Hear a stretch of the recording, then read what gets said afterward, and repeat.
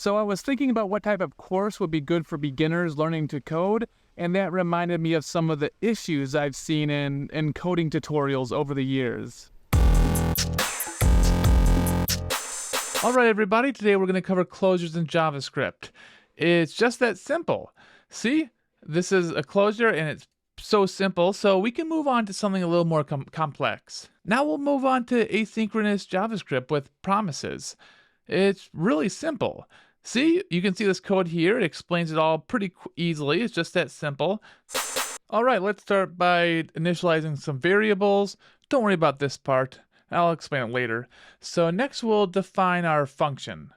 So I'll paste in this code. Again, don't worry about the details. I'll explain it later. And we'll just put in some more code here. And this next part is crucial. We'll be using some recursion, but I'll explain how recursion works later. And that's how you calculate a factorial. But don't worry about the details. I'll explain that later. So that's the end of the lesson. Remember, we covered variables, functions, and recursions. I hope you found this helpful. Wait, was I missing something? I'm sure it wasn't important. See you in the next tutorial. Alright, let's dive into the core functionality of our app. Just try to type along as I type, and we'll get this done quickly. Now we'll add a feature to calculate the average, refactor the code to make it more reusable, and handle some edge cases. Again, you can just type along at home. Alright, done. I'm sure you followed along at home. Simple, right? This basic function should find the maximum number in an array. This should be pretty straightforward, so we'll just run the program down here. Got an error here. That's weird. Let me just take a look here. Everything looks fine to me. Let's just try running it again. Okay, it looks like we got the error again. So, it's max here, so this should be max there. Okay, let's try this again. Let me save that. And, no, we got another error. Welcome to this comprehensive tutorial where you will learn for loops in Python in 17 hours. Let's start by learning about the etymology of the word for. The word for is derived from the Proto-Germanic fur, which also meant before or in front of. The Proto-Germanic term is related to the Proto-Indo-European root per, which had meanings associated with forward, through, or in front of.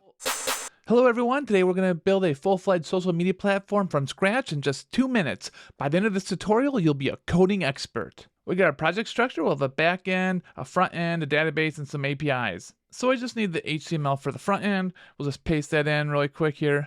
And then we need our CSS here. Now let's quickly set up our back end server using Node.js and Express. So we got our server, and now let's just create our API route to handle fetching posts. And finally, let's write some JavaScript to fetch and display posts from our back end. So just go into the front end and add app.js and then put in the code here. And there you have it. We've built a full-fledged social media platform in just 2 minutes. See, it's just that simple.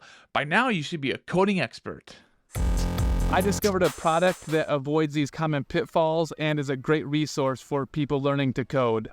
It's called Anki, and they're sponsoring this video. Their education platform includes an AI coding coach that helps you learn the basics and then apply your skills to projects. They offer learning modules to help you learn a lot of common topics that software developers and data analysts need to know. One issue with a lot of online courses is that you can't stop and discuss what's going on like you would with a real teacher. Well, Anki has solved this with their AI coach. Check this out. When I make a mistake, it offers for me to ask for a hint. And you can see it pops up on the side, a conversation where it explains where I went wrong. I can even continue the chat and ask more questions if I want. I'll just fix this and go to the next section. Some of these challenges are easy, but when I have a question about the challenge or code, I can click the Ask a Question button. Help me understand how this code works. And you can see it gives me an explanation of the code. This LLM has the context of the code and the instructions for the challenge I'm on. Because of the chats you can have with the AI mentor, Anki makes the learning experience feel really personalized. And another cool feature is that you can highlight any text and then click, "What does this mean?" to learn more about it. So this really helps to learn about new concepts. And once I get to the end of a unit, it will give me key takeaways. And then the Go Further section will be customized based on how I performed in the unit.